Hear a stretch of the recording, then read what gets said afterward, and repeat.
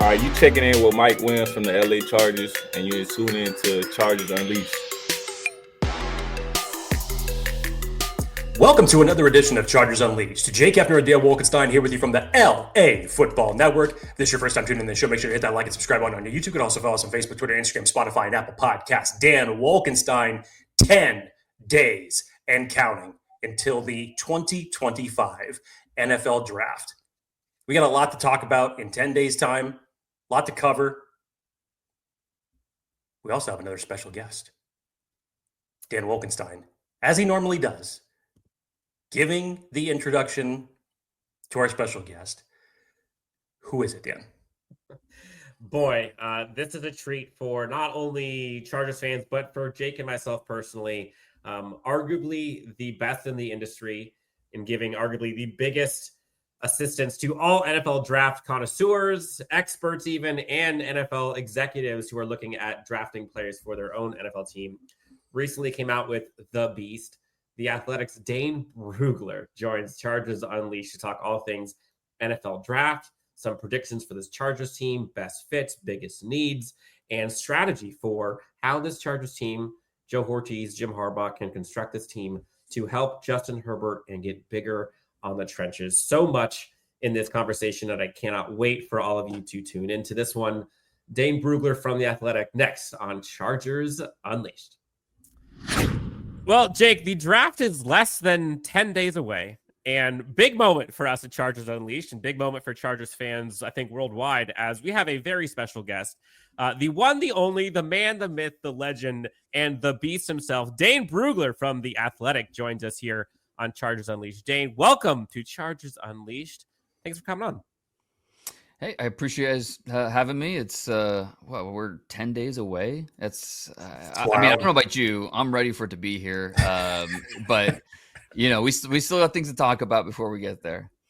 I'm sure you are. And for everyone who doesn't know Dane, first off, you're living under a rock. That's not possible. But go check out The Beast, which we'll talk about throughout this episode. But arguably the best draft asset there is, bar none, for all things NFL draft. You can look at player breakdowns, you can look at prospects, backgrounds, strengths, weaknesses, every position rankings, etc. But we want to kind of make sure that we do our best to tailor what we can to the uniqueness of the Chargers and the uniqueness of what you know about so many of these positions and holes and opportunities. So I guess kind of take a step back, 10,000 foot view here, just kind of looking at your optics of the Chargers as a whole and setting up towards this NFL draft. Like, where do you see them positioned? What are some things to look for? Maybe some concerns or opportunities for the team just as a whole? It was a really interesting offseason thus far for this team, right? Like a lot of short-term deals. Like you think, you know, Tyler Conklin 1-year deal, Mike Williams 1-year deal. Dante Jackson, I think it was a 2-year deal. Like I think a lot of stopgap type of deals where it's like, all right, we're trying to get our roster in a spot where we're not forced to go in a specific area in the draft in the first round, second round. Like we can, if we need to roll out the roster tomorrow and play, we can. But let's get to a spot where we can really go best available for our team in the first round, second round, third round. And so this is a team that needs to hit on some of their day 3 picks just to add some quality depth. And they have like 4 6-rounders. So it's like, all right, let's make sure we're, you know, the way we plan things out, we're in a spot where, okay, we can, you know, we still feel like there's a corner that's going to be available then, or a running back or whatever area they go. You know, with this team, I keep coming back to 2 things. How are we going to help Justin Herbert first and foremost, whether that's in the trenches, whether that's with another pass catcher, whatever it may look like? How are we going to help Justin Herbert? And then 2, how are we going to get better on the defensive line? You know, obviously losing Poona Ford, losing Bosa, you're looking at a defensive line specifically, and I think a lot of average, mediocre type of players, and it's like we need to get bigger bodies, we need to get younger players, depth. We just need to get better up front on defense. And so making sure our quarterback is in a position to succeed, to help put points on the board, and then making sure we're not losing the line of scrimmage on defense are kind of the two things I immediately go to when I think about this Chargers team, how it's currently constructed. I wanted to talk to you as far as, let's centralize around the defensive line for a second, because you had 17 edge players ranked in your top 100 for the Beast. And I wanted just to get an idea as far as you were going through this, because obviously you go through so many player evaluations. Was there a position group that as you were going through kind of surprised you to say, oh, at face value, I didn't think it was as deep as this, but now the more that I'm going through, because obviously we've heard about running back, defensive line, and about how deep they are. But was there one specifically, and maybe it is the edge spot, that you kind of found yourself saying, wait, this has got some real depth where you can find some good guys, late day 2, day 3?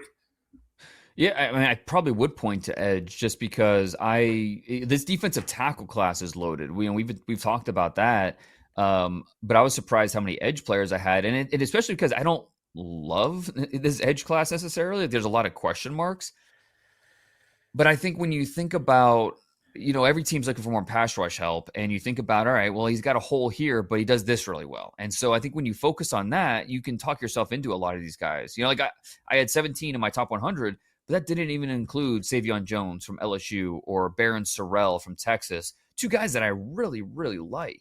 And so I think all these pass rushers are a little bit different with what they offer, but it's a better group overall than I anticipated.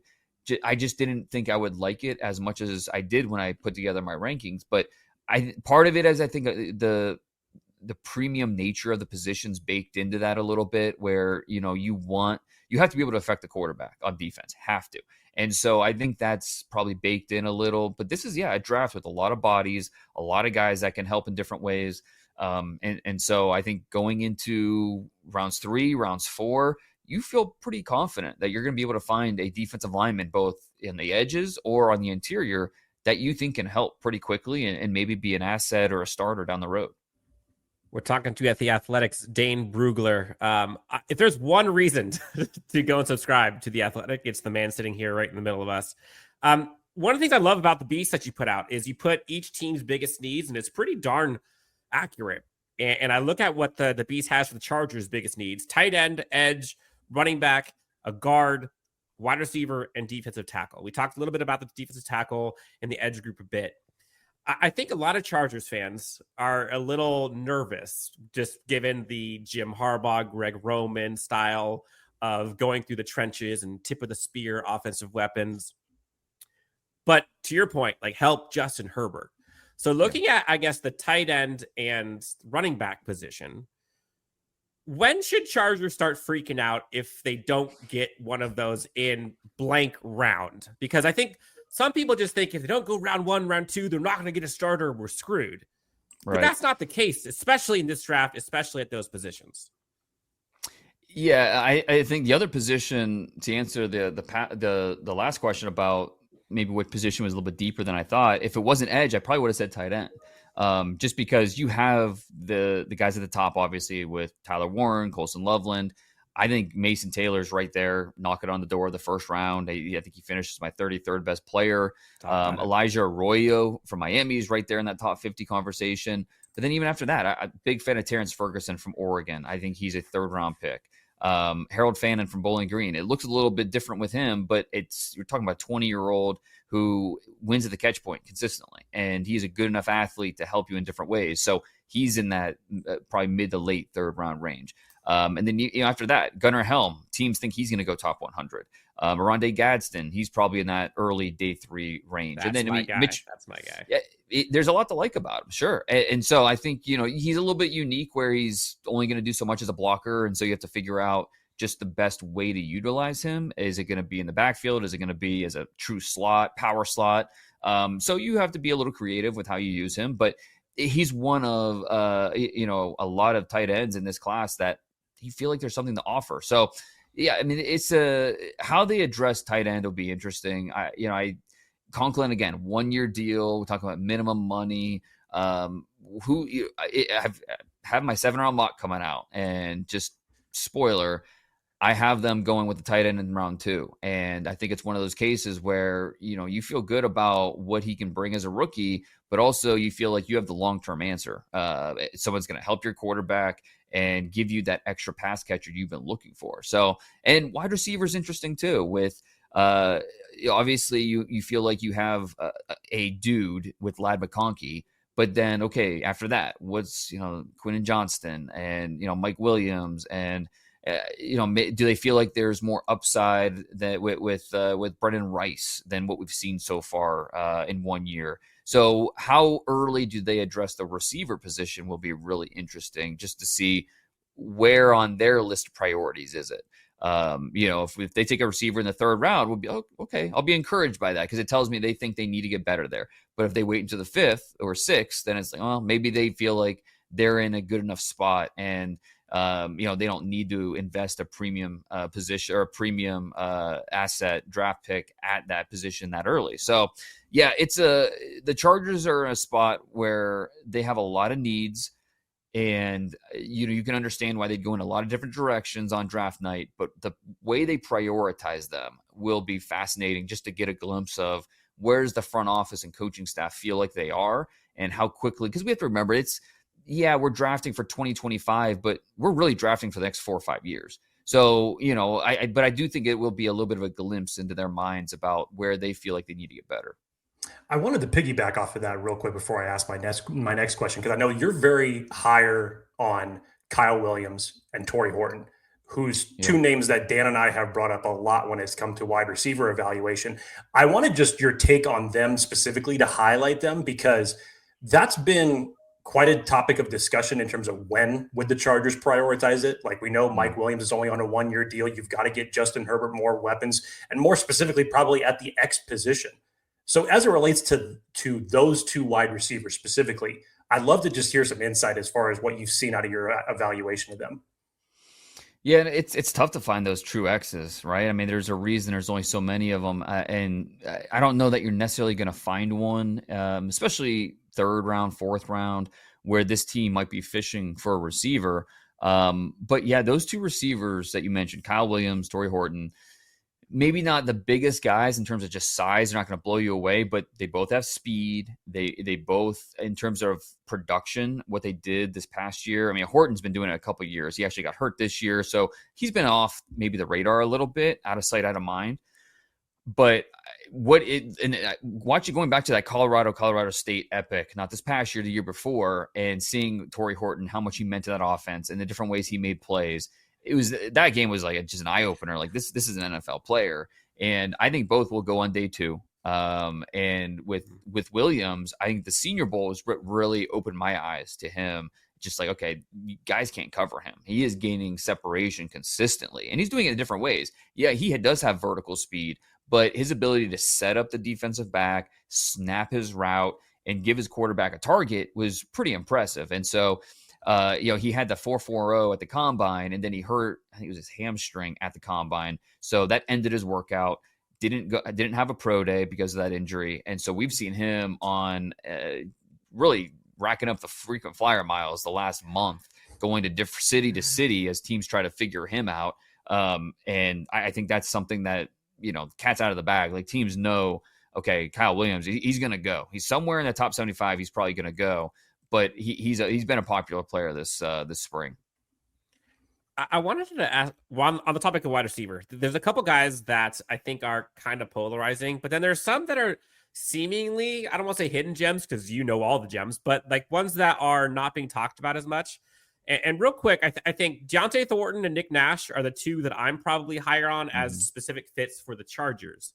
And then I know all the stuff with Isaiah Bond recently in the headlines, which is unfortunate, and you got to wait to let it play out. But I feel like starting with Isaiah Bond, it seems to me, and you know more than me, that he was kind of used weirdly, I don't want to say incorrectly, at Texas this past year, but he's got so much potential in terms of like that Jalen Waddle, Jameson Williams type.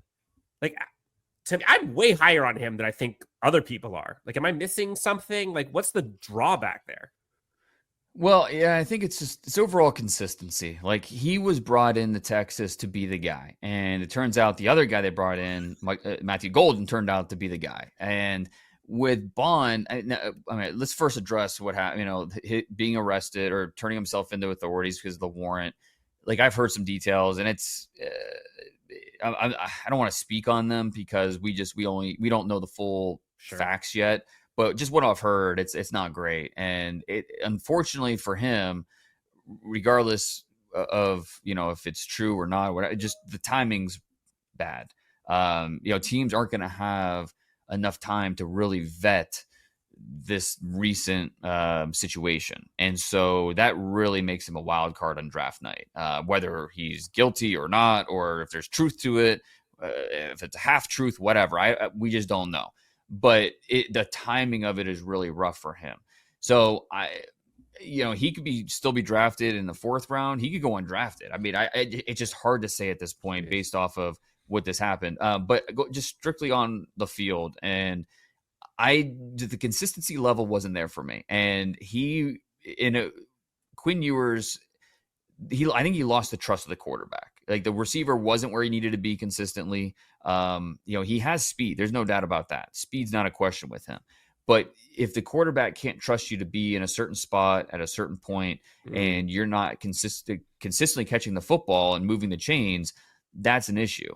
And I mean, Isaiah Bond, I expected him to be a true deep threat. He wasn't. I think he had like 14 targets at 20 plus yards, and he only caught 2 of them. And some of that was the quarterback, but some of it was on the receiver as well. He's a receiver I struggled with. And so he finished in my top 100. It's just this recent situation is going to make it tough for him.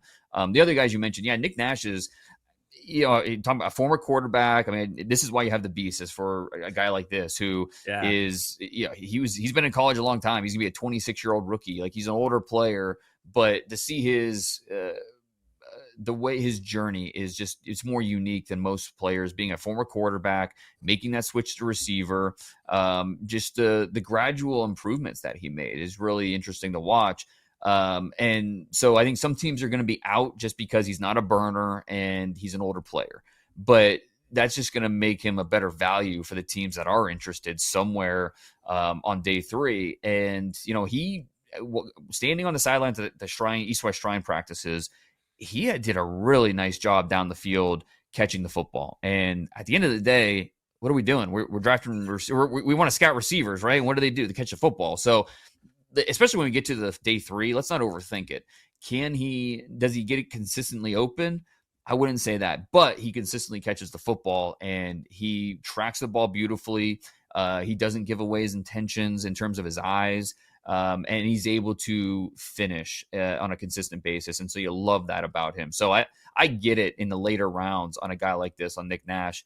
And then DeAndre Thornton, who is, man, a 9-route monster. I mean, you give him a chance to just unfurl those long legs and go, he can do it. And so it's fair to question just how versatile he can be as a receiver in terms of expanding the route tree and, being more than a one-trick pony. But if you're really good at that one trick, there's value for you in the NFL. And so I think that kind of sums up Thornton.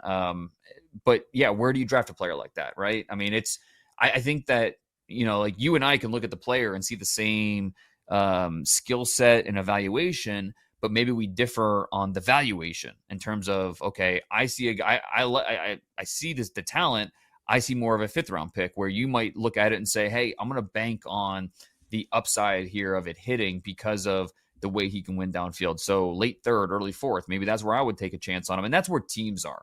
Teams kind of see the same player, but where they would draft him is different from team to team based on situation, personnel, that kind of thing. So yeah, I think somewhere early day 3 is probably most likely where he comes off the board. Dane, let's talk about the running back position for a minute here, because this is without a doubt one of the deepest class we've seen in years. I know you said during Combine Week that you had 32 draftable grades on running back at that point. And this was pre-free agency. This is pre-Najee Harris coming to the Chargers. At that point in time, you said Omarion Hampton would be a great fit with the Chargers. I know you love Ohio State, so you dropped TreVeyon Henderson in there as well. What's your perception now that it's Najee arriving with the Chargers, in terms of how they want to build up this running back stable? Is it still Omarion Hampton that you still see as the best fit? Or as you've gone through your evaluations, do you see just a handful more that if they're going to go true running back by committee, that there could be a wide variety of guys that could fit this team? Yeah, I do think there's a wide variety. I mean, I don't think that just because they drafted a bigger, high volume back doesn't mean that you have to immediately look towards, oh, well, let's complement him with a smaller speed back. Like, I don't think you don't have to do it that way. It makes sense. I get it. You know why? Yeah, you want to balance that out. I get it. You have to draft the player that's going to impact your team the most, and Omarion Hampton has a ton of speed. So yeah, I mean, he is square power. He will finish through contact, but he also has big time speed. And so I think he would still make a ton of sense. I don't know if he's going to make it to the Chargers in the first round. But like you said, this running back class is loaded. So you don't have to use a first round pick at that position. You feel good about second round, third round, fourth round. Like, I'm putting together the 7-round mock, and it's like, all right, 32 teams are not going to draft a running back. So, and teams aren't going to double up. And so I'm running out. Like, there are good players that are going to go undrafted because there's just only so many landing spots for these running backs. Like, I think a conservative estimate is, say, 25 teams draft a running back. So that's going to leave some good players still available in free agency. And that really maybe changes the math about how you look at the position and where you would draft one. But I think about like Tootin from Virginia Tech, a guy that has speed, has balance. I like that fit with him. DJ Giddens from Kansas State, could that be a fit for the Chargers with his speed and his ability to create those big plays? So yeah, there's so many different directions the Chargers could go with this. Now we have to get you in here with kind of your what would Dane do before we go into like what would Jim and Joe Ortiz do, because I think this is a lesson for a lot of Chargers fans, is what we would do versus what we think they would do. If it was Dane building out this Chargers team, let's just start with like day 1, day 2, because day 3 I think is really hard to project. But what would be your strategy, and from a positional perspective or player fit perspective, what would Dane like to see happen versus what do you predict that they would do? So, yeah, and obviously we don't know how those first 21 picks are going to play out. So, it could be you're kind of sitting there waiting to see who falls to you and how that board plays out. I'm all about let's help the quarterback. Let's put points on the board. And so, I'd love for Colston Loveland to be there. I don't think he's going to make it. But to me, that might be my favorite fit if Loveland were to fall a little bit. That I would love to see that happen. Can he get past the Colts? I don't know. I can't see it.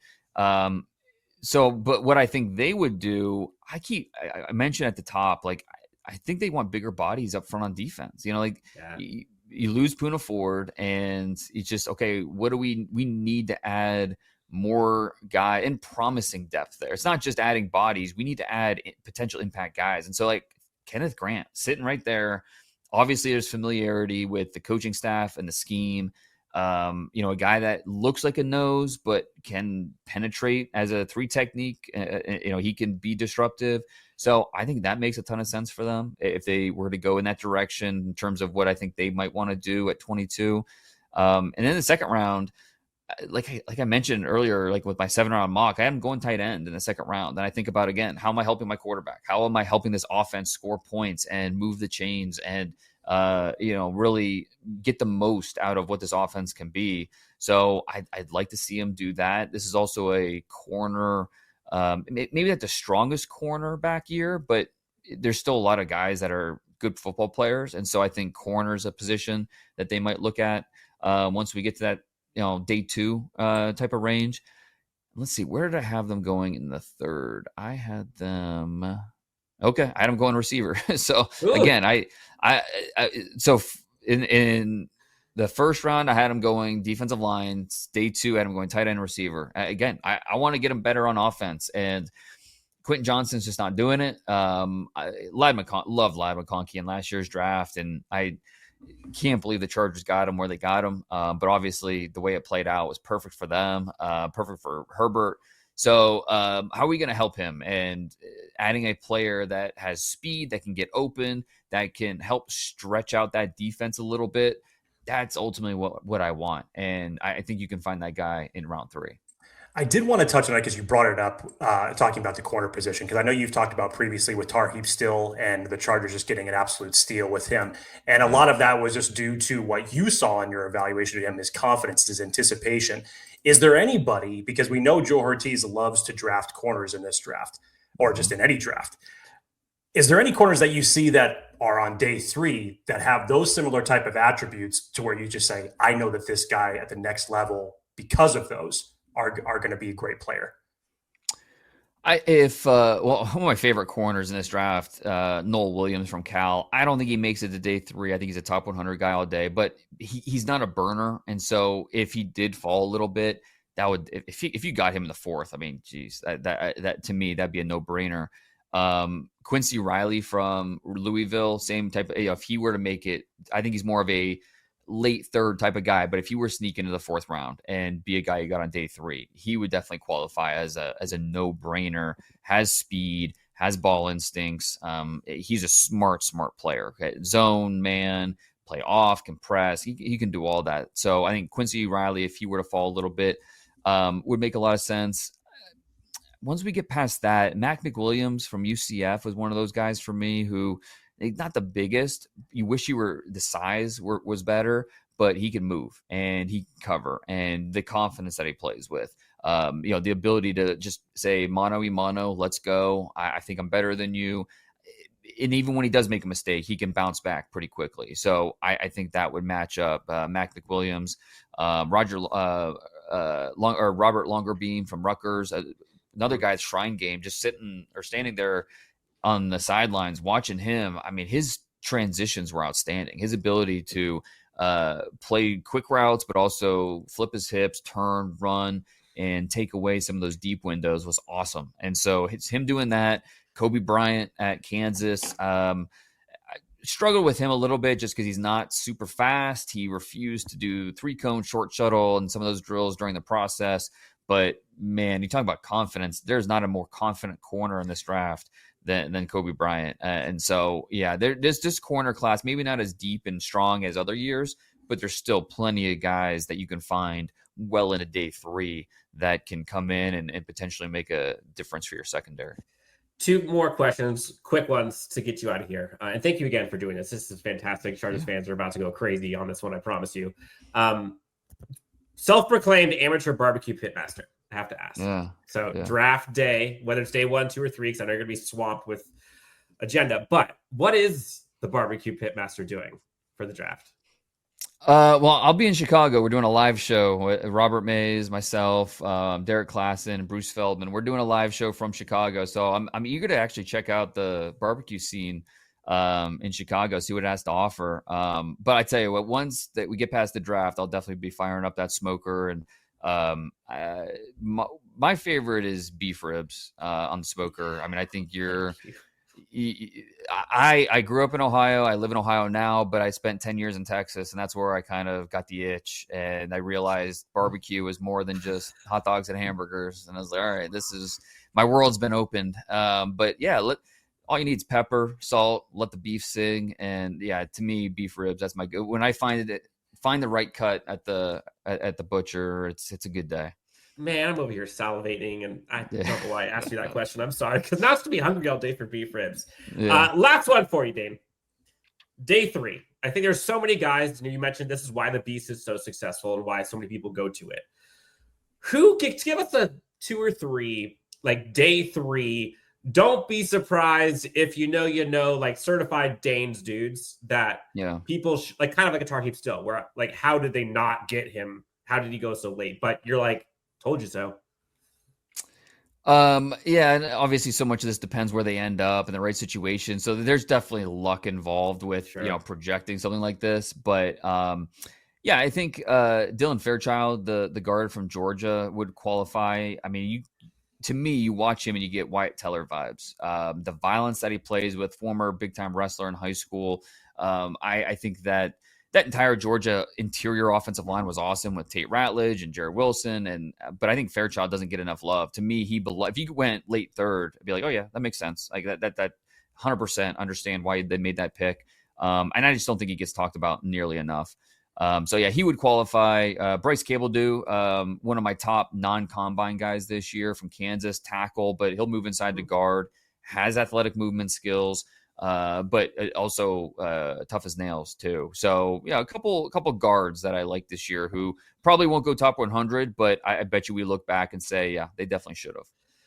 Dane Brugler from The Athletic. Absolutely crush it. Home run. You can find Dane at The Athletic at DP Brugler on X as well. He has a 7-round mock draft coming out soon. Go check out the Beast. Please go subscribe. It's one of the best things you can find for all things NFL draft. Dane, thank you so much for all that you do, not just on here, but for all of the NFL draft and NFL community. You're the best, man. Appreciate you coming on. No, my pleasure. I appreciate it, guys. Absolutely, Dane. Thank you.